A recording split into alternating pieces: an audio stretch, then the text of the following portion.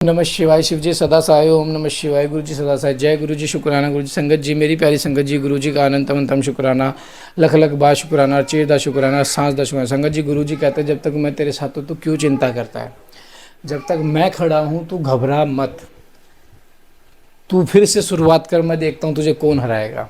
जब गुरु जी ने इतनी कह दिया तो संगत जी घबराना किस चीज़ का, कर दो शुरुआत।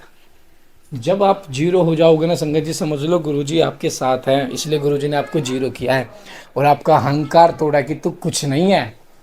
अहंकार टूटने से पहले गुरुजी के चरणों में मस्तक को झुका दो, देखना आपकी सीढ़ियाँ अपने आप बन जाएगी। और रास्ते तो यार देखो, जब तक गुरुजी है ना, भूल जाओ कि आपका कोई कुछ बिगाड़ सकता है। इतना मैं दावे के साथ कह सकता हूँ, जब तक गुरुजी हैं ये तो भूल जाओ कि आपका कोई कुछ बिगाड़ पाएगा। कोई आपका बाल तक नहीं हिला सकता, कोई आपका बाल तक बांका नहीं कर सकता, क्योंकि हमारे परम पिता इतने शक्तिशाली हैं, इतनी एक अद्भुत ब्लेसिंग है, एक अद्भुत ऐसी शक्ति है हमारे गुरु महाराज में। हमारे गुरु जी ही एक ऐसी शक्ति हैं जो बहुत प्यार से, बहुत अच्छे तरीके से हमें ब्लेसिंग देते हैं, बहुत ऐसी प्यारी ब्लेसिंग देते हैं। जय गुरु जी शुक्राना गुरु जी। संगत जी चैनल को सब्सक्राइब करें, बेल आइकन को प्रेस करें। जय गुरु जी शुक्राना गुरु जी। जय गुरु जी। महर्षियों, भस्म संपूर्ण मंगलों को देने वाला तथा उत्तम है। उसके दो भेद बताए गए हैं, उन भेदों का मैं वर्णन करता हूँ, सावधान होकर सुनो। एक को महाभस्म जानना चाहिए और दूसरे को स्वल्प भस्म। महाभस्म के भी अनेक भेद हैं, वह 3 प्रकार का कहा गया है, स्रोत, समार्थ और लौकिक। स्वल्प भस्म के भी बहुत से भेदों का वर्णन किया गया है। स्रोत और समार्थ भस्म को केवल द्विजों के ही उपयोग में आने के योग्य कहा गया है। तीसरा जो लौकिक भस्म है वह अन्य सब लोगों के भी उपयोग में आ सकता है। श्रेष्ठ महर्षियों ने बताया गया है कि द्विजों को वैदिक मंत्र के उच्चारण पूर्वक भस्म धारण करना चाहिए।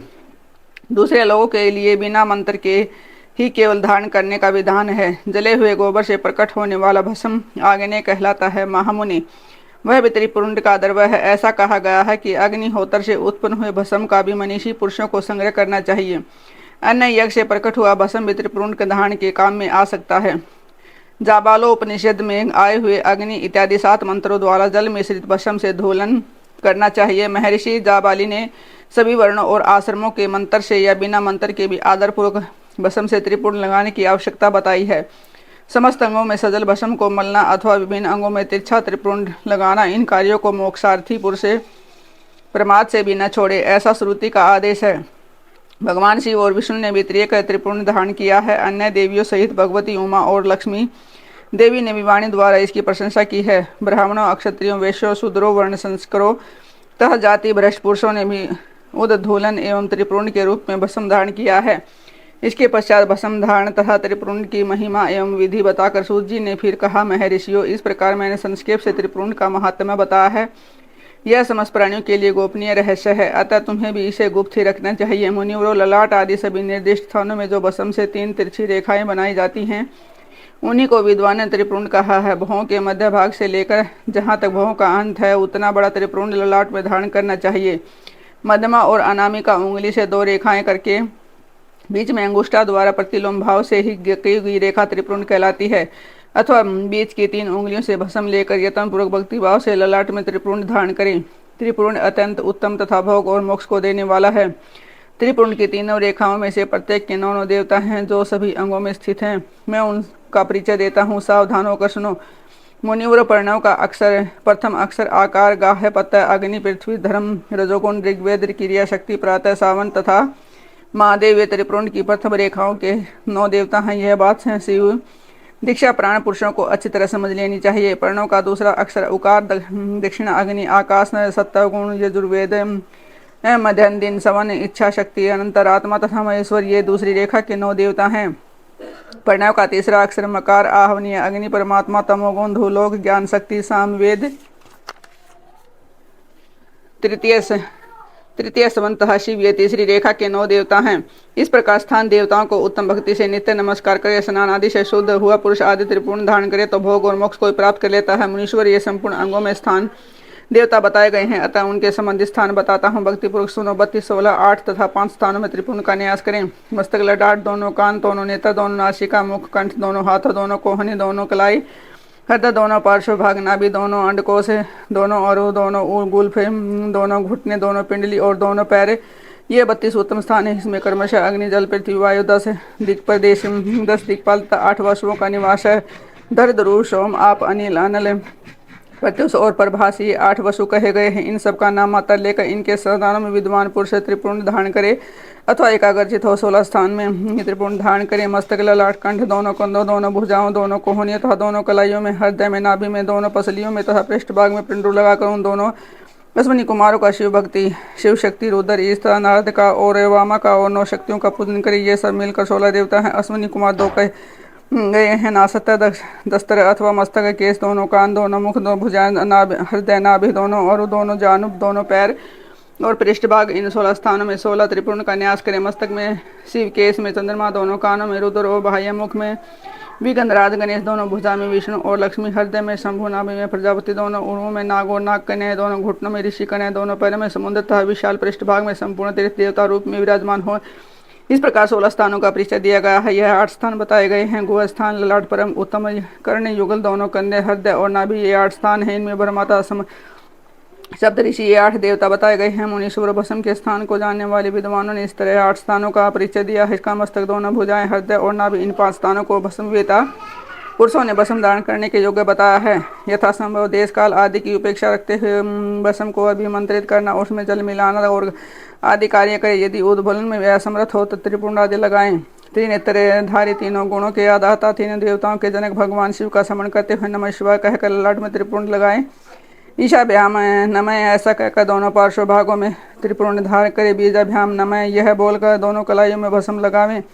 पितृभ्याम नमः कहकर नीचे के अंग में, उमेशाभ्याम नमः कहकर ऊपर के अंगों में तथा भीमाय नमः कहकर पीठ में और सिर के पिछले भाग में त्रिपुंड लगाना चाहिए।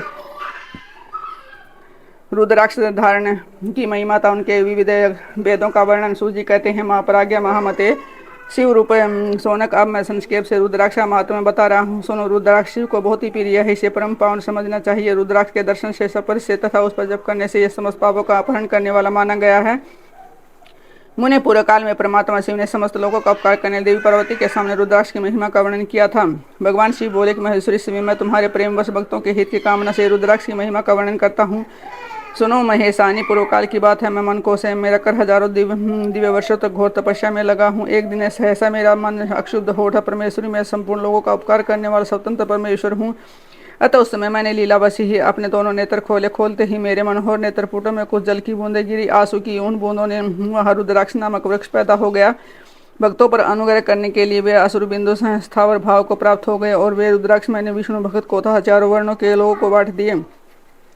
भूतल पर अपने प्रिय रुद्राक्ष को मैंने गौड़ देश में उत्पन्न किया। मथुरा, अयोध्या, लंका, मंचा है, मलियाचल है, गिरी, काशिता, अन्य देशों में भी उनके अंग को लगाए। वे उत्तम रुद्राक्ष ऐसे है पाप समूहों का वेदन करने वाला था। सुरुतियों की भी प्रेरक है। मेरी आज्ञा से वे ब्राह्मण, क्षत्रिय, वैश्य और शूद्र आदि जाति के भेद से इस भूतल पर प्रकट हुए रुद्राक्षों की ही जाति के सुनबाक्ष भी हैं। उन ब्राह्मण आदि जाति वाले रुद्राक्षों के वर्ण श्वेत, रक्त, पीता, कृष्ण जानने चाहिए। मनुष्यों को चाहिए कि वे कर्मश है वर्ण के अनुसार अपनी जाति का भी रुद्राक्ष दान करे। भोग और मोक्ष की इच्छा रखने वाला 4 वर्णों के लोग और विशेषतः शिव भक्तों को शिव पार्वती की प्रसन्नता के लिए रुद्राक्ष के फलों को अवश्य धारण करना चाहिए। आंवले के फल के बराबर जो रुद्राक्ष हैं वह श्रेष्ठ बताया गया है। जो बेर के फल के बराबर उसे मध्यम श्रेणी का कहा है और जो चने के बराबर है उनकी गणना निम्न कोटि में की गई है। अब उसकी उत्तमता को परखने की है दूसरी उत्तम प्रक्रिया बताई गई है। इसे बताने को उद्देश्य भक्तों की हित कामना। पार्वती, तुम भली भांति प्रेम पूर्वक उस विषय को सुनो। महेश्वरी, जो रुद्राक्ष बेर के फल के बराबर होता है वह इतना छोटा होने पर भी लोक में उत्तम फल देने वाला है तथा सुख सौभाग्य की वृद्धि करने वाला होता है। जो रुद्राक्ष आंवले के फल के बराबर होता है वह समस्त अरिष्टों का विनाश करने वाला होता है तथा जो गुंजा फल के समान कुछ छोटा होता है वह संपूर्ण मनोरथों और फलों की सिद्धि करने वाला होता है। रुद्राक्ष जैसे जैसे छोटा होता है वैसे वैसे अधिक फल देने वाला होता है। एक एक बड़े रुद्राक्ष से एक एक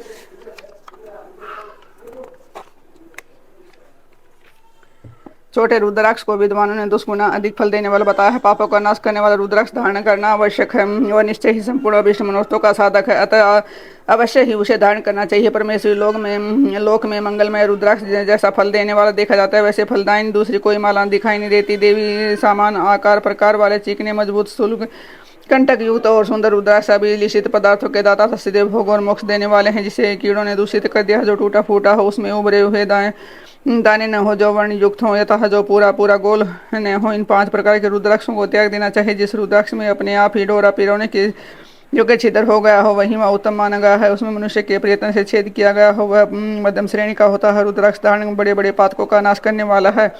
इस जगत में 1100 रुद्राक्ष धारण करके मनुष्य जिस फल को पाता है उसका वर्णन सैकड़ों वर्षों में भी नहीं किया जा सकता। भक्तिमान पुरुष 550 रुद्राक्ष के दानों का सुंदर मुकुट बना ले और उसे सिर पर धारण कर 360 दानों को लंबे सूत्र में पिरोकर एक हार बना ले। वैसे वैसे 3 हार बनाकर भक्ति परायण पुरुष उनका यज्ञोपवीत तैयार करे और जैसे यथास्थान दान किए गए हैं। इसके बाद किस अंग में कितने रुद्राक्ष दान करने चाहिए ये बताकर सूत जी बोले, महेश्वर सिर पर ईशान मंत्र से, कान में तत्पुरुष मंत्र से, गले और हृदय में अघोर मंत्र से रुद्राक्ष दान करना चाहिए। विद्वान पुरुष दोनों हाथों में अघोर बीज मंत्र से रुद्राक्ष दान करे। उदर पर वामदेव मंत्र से 15 रुद्राक्षों गुथी हुई माला धारण करे तथा अंगों से पर्णों का 5 बार जप करके रुद्राक्ष की 3 या 5 या 7 मालाएं धारण करे। मूल मंत्र नमः शिवाय से समस्त रुद्राक्षों को धारण करे। रुद्राक्ष धारणी पुरुष अपने खान पान में मदिरा, मांस, लहसुन, प्याज, सही, जनली, सोडा आदि को त्याग दें। गिरिराज नंदिनी उमेश सवेत रुद्राक्ष केवल ब्राह्मणों को ही धारण करना चाहिए। गहरे लाल रंग का रुद्राक्ष क्षत्रियों के लिए हितकर बताया गया है। वैश्यों के लिए प्रतिदिन बारंबार पीले रुद्राक्ष को धारण करना आवश्यक है। और शूद्रों को काले रंग का रुद्राक्ष धारण करना चाहिए। यह वेदोक्त मार्ग है। ब्रह्मचारी, वानप्रस्थ, गृहस्थ और सन्यासी सबको नियम पूर्वक रुद्राक्ष धारण करना चाहिए। इसे धारण करने का सौभाग्य बड़े पुण्य से प्राप्त होता है। उनमें पहले आंवले के बराबर और फिर उसमें भी छोटे रुद्राक्ष धारण करे। जो रोगी हो, उसमें जिसमें दाने न हो, जिन्हें कीड़ों ने खा लिया हो, जिनमें पिरोने योग्य छेद न हो, ऐसे रुद्राक्ष मंगलाक्षी पुरुषों को नहीं धारण करने चाहिए। रुद्राक्ष मेरा मंगलमय है। लिंग विग्रह है वह अत्यंत गोतवा जने के बराबर लघुतर होता है। सूक्ष्म रुद्राक्ष को सदा प्रस्त माना गया है। सभी आश्रमों, समस्त वर्णों, स्त्रियों और शूद्रों को भगवान शिव की आज्ञा से के अनुसार सदैव रुद्राक्ष धारण करना चाहिए। यातियों के लिए पर्णों के उच्चारण पूर्वक रुद्राक्ष धारण का विधान है। जिसके ललाट में त्रिपुंड लगा हो, सभी अंग रुद्राक्ष से विभूषित हों तथा जो मृत्युंजय मंत्र का जप कर रहा हो उसका दर्शन करने से साक्षात रुद्र के दर्शन का फल प्राप्त होता है। पार्वती रुद्राक्ष अनेक प्रकार के बताए गए हैं। मैं उनके भेदों का वर्णन करता हूँ। वे भेद भोग और मोक्ष रूप फल देने वाले हैं। तुम उत्तम भक्ति भाव से इसका परिचय सुनो। एक मुख वाला रुद्राक्ष साक्षात शिव का स्वरूप है और वह भोग और मोक्ष रूपी फल प्रदान करता है। जहाँ रुद्राक्ष की पूजा होती है वहाँ से लक्ष्मी दूर नहीं जाती। उस स्थान के सारे उपद्रव नष्ट हो जाते हैं। वहाँ रहने वाले लोगों की संपूर्ण कामनाएं पूर्ण होती हैं। 2 मुख वाला रुद्राक्ष देवेश्वर कहा गया है। वह संपूर्ण कामना और फलों को देने वाला है। 3 मुख वाला रुद्राक्ष सदा साक्षात साधन का फल देने वाला है, जिसके प्रभाव से सारी विद्याएं प्रतिष्ठित होती हैं। 4 मुख वाला रुद्राक्ष साक्षात ब्रह्मा का रूप है। वह दर्शन और स्पर्श से शीघ्र ही धर्म, अर्थ, काम और मोक्ष इन चारों पुरुषार्थों को देने वाला है। 5 मुख वाला रुद्राक्ष है साक्षात काल अग्नि स्वरूप है। वह सब कुछ करने में समर्थ है। सबको मुक्ति देने वाला, संपूर्ण मनोवांछित फल देने वाला है। 5 मुख रुद्राक्ष समस्त पापों को दूर करता है। 6 मुखों वाला रुद्राक्ष कार्तिकेय का स्वरूप है। यदि दाहिने भाग में उसे धारण किया जाए तो धारण करने वाला मनुष्य ब्रह्म हत्या आदि पापों से मुक्त हो जाता है। इसमें संशय नहीं है। महेश्वरी 7 मुख वाला रुद्राक्ष अगन स्वरूप और अनंग नाम से ही प्रसिद्ध है। देवेशी उसको धारण करने से दरिद्र के भी ऐश्वर्यशाली हो जाता है। 8 मुख वाला रुद्राक्ष अष्टमूर्ति भैरव रूप है। उसको धारण करने से मनुष्य पूर्णायु होता है और मृत्यु के पश्चात शूलधारी शंकर हो जाता है। 9 मुख वाले रुद्राक्ष को भैरव या कपिल मुनि का प्रतीक माना गया है अथवा 9 रूप धारण करने वाली महेश्वरी दुर्गा उसकी अधिष्ठात्री देवी मानी गई है। जो मनुष्य भक्ति परायण हो अपने बाएं हाथ में 9 मुख रुद्राक्ष को धारण करता हुआ निश्चय ही मेरे समान सर्वेश्वर हो जाता है। इसमें संशय नहीं है। महेश्वरी 10 मुख वाला रुद्राक्ष साक्षात भगवान शिव विष्णु का रूप है। देवेश इसको धारण करने से मनुष्य की संपूर्ण कामनाएं पूर्ण हो जाती हैं। परमेश्वरी 11 मुख वाला जो रुद्राक्ष है वह रुद्र रूप है। उसको धारण करने से मनुष्य सर्वत्र बीजी होता है। 12 मुख वाले रुद्राक्ष को केश प्रदेश में धारण करे। उसके धारण करने से मानो मस्तक पर 12 आदित्य विराजमान हो जाते हैं। 13 मुख वाला रुद्राक्ष विष्णुदेव का स्वरूप है। इसको धारण करके मनुष्य संपूर्ण विष्णु को पाता है तथा सौभाग्य और मंगल लाभ पाता है। 14 मुखों का जो रुद्राक्ष परम शिव रूप है, इसे भक्ति पूर्वक मस्तक पर धारण करें उसके समस्त पापों का नाश हो जाता है। ये राजकुमारी इस प्रकार मुखों के भेद से रुद्राक्ष 14 भेद बताए गए हैं। अतः तुम क्रमशः रुद्राक्ष के धारण करने के मंत्रों को प्रसन्नतापूर्वक सुनो। ओम हरीम नमः, ओम नमः, ओम कलीम नमः, ओम हरीम नमः, ओम हरीम नमः, ओम हरीम हूम नमः, ओम होम नमः, ओम होम नमः, ओम हरीम हूम नमः, ओम हरीम नमः, ओम हरीम हूम नमः, ओम कराम अक्षोम रोम नमः, ओम हरीम नमः, ओम नमः। इन 14 मंत्रों द्वारा क्रमशः 1 से लेकर 14 मुख वाले रुद्राक्ष को धारण करने का विधान है। साधक को चाहिए कि वह निद्रा और आलस्य का त्याग करके श्रद्धा भक्ति से संपन्न हो। संपूर्ण मनोरथ की सिद्धि के लिए उक्त मंत्र द्वारा उन रुद्राक्षों को धारण करे। रुद्राक्ष की माला करने वाले पुरुष को देखकर भूत प्रेत पिशाच डाकिनी शाकिनी तथा जो अन्य द्रोहधारी राक्षस हैं वे सब के सब दूर भाग जाते हैं। जो कृत्रिम अभिचार आदि प्रयुक्त हैं वे सब रुद्राक्षधारी को देखकर सशंक हो दूर खिसक जाते हैं। पार्वती रुद्राक्ष मालाधारी पुरुष को देखकर मैं शिव भगवान देवी दुर्गा, गणेश, सूर्य तथा अन्य देवता भी प्रसन्न हो जाते हैं। महेश्वर इस प्रकार रुद्राक्ष की महिमा को जानकर धर्म की वृद्धि के लिए भक्तिपूर्वक पूर्वोक्त मंत्र द्वारा विधिवत को उसे धारण करना चाहिए। मुनीश्वर भगवान शिव ने देवी पार्वती के सामने जो कुछ कह रहा था वह सब तुम्हारे प्रश्नों के अनुसार मैंने कह सुना। मुनीश्वर, मैंने तुम्हारे समक्ष इन विधेश्वर संहिता का वर्णन किया है। यह संहिता संपूर्ण सिद्धियों को देने वाली तथा भगवान शिव की आज्ञा से नित्य परोक्ष प्रदान करने वाली है। जय गुरु जी, शुक्राना गुरु जी, अनंत अनंतम शुक्राना, लख लख बार शुक्राना, हर चीज का शुक्राना, हर सांस का शुक्राना, दित्य सुख का भी शुक्राना, दित्य दुख का भी शुक्राना, हर चीज का शुक्राना करो। क्योंकि संगत जी, शुक्राना एक ऐसी सीढ़ी है जिस पे आप चढ़ते जाओगे आपके दुख कटते जाएंगे। शुक्राना करो मेरे दातिया कि आपने अपनी लंगर सेवा में जोड़ने का मौका दिया। शुक्राना करो मेरे दातिया कि आपने अपनी सेवा में जोड़ने का मौका दिया। शुक्राना करो संगत जी, मेरे दातिया ने अपने से जोड़ने का मौका दिया। शुक्राना करो मेरे संगत जी कि मेरे दातिया ने अपने बड़े मंदिर आने का सौभाग्य प्राप्त किया। शुक्राना करो मेरे संगत जी, जो मेरे दातिया ने हमारे घर आके अपने स्वरूप के रूप में हमारे घर आए, जो हमारे घर में विराजमान हुए। शुक्राना करो मेरे दातिया जी की सेवा का मौका दिया। हर चीज़ का शुक्राना करो। शुक्राना करो कि मेरे दाती ने दुख दिया ताकि हम अपने दातिया का शुक्रगुजार कर सके, सिमरन कर सके अपने दुख साथ दुख की घड़ी में। क्योंकि सुख में तो देखो कोई बैठता नहीं है, चाहे आप हो चाहे मैं हूँ, लेकिन मैं तो सुख दुख दोनों जब से गुरु जी से जुड़ा हूँ ना, मेरे को तो पता ही नहीं चलता सुख चल रहा है दुख चल रहा है। बस मेरे को अमृत वेला करना है, अपने गुरु जी का सिमरन करना है। गुरु जी की इतनी प्यारी प्यारी ब्लेसिंग देखो संगत जी, 2 ब्लेसिंग्स आई हैं गुरु जी की। यही चोले में हमें चाहिए थी, हमारे पास थी नहीं। बाकी अब संपूर्ण हो गया हमारा परिवार।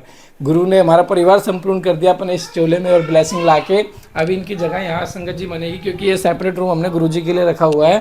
और गुरु जी का बार बार मैं इशारा कि तेरे लिए नया घर ब्लेस कर दिया, जल्दी से गुरु जी वो नया घर मुझे दिलवा दो, ताकि मैं उसमें आपका बहुत प्यारा बहुत बड़ा सत्संग करवा सकूँ। और संगत जी, शायद गुरु जी ने मुझे किसी मकसद से यहाँ भेजा है। आप वो मुझे, जैसे मैं आपके साथ शेयर कर रहा हूँ, तो मुझे मकसद समझ में आया। जो मैं सोच रहा था कि गुरु जी के बारे में हर कोई जाने, क्योंकि कोई संगत जी गुरु जी को फेक समझते हैं अभी बहुत संगत हरियाणा की तरफ से। तो संगत जी, मैं अपने गुरु जी के लिए सबको जागरूक करूँगा कि दरबार से जुड़ना है तो हमारे गुरु परम पिता से जुड़ो, क्योंकि महाशिव हैं वो। तो संगत जी, लंगर सेवा 7 अगस्त को होगी, तो जिसको भी कॉन्ट्रीब्यूशन करना जरूर करें। जय गुरु जी, शुक्राना गुरु जी।